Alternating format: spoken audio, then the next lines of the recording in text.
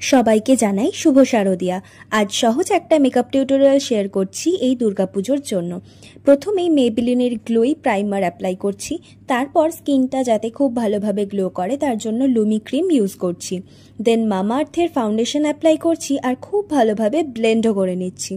সব প্রোডাক্টের নাম নিচে বা কমেন্ট বক্সে দেওয়া থাকবে, প্লিজ চেক করে নিও।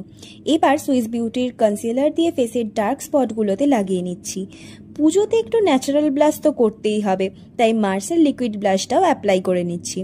এবারে পুরো ফেসটায় যত ক্রিম প্রোডাক্ট আছে সব সেট করে নিতে মেবলিনের কম্প্যাক্টটা ইউজ করছি। তারপর আমার ফুল ফেস ভালোভাবে কন্ট্রোল করে নেব, আর তার জন্য নিয়েছি কাপস অ্যান্ড ল্যাশেসের কন্ট্রোল পাউডার।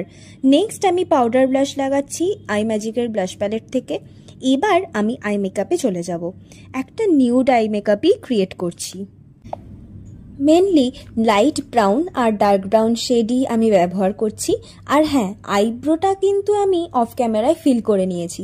যাই হোক, নিউড আই লুকে কিন্তু একটা কাজল লাগিয়ে স্মাজ করে নিয়ে একটা স্মোকি লুক দেওয়ার চেষ্টা করছি, আর লাস্টে একটা শিমার আইশ্যাডো লাগিয়ে নেব।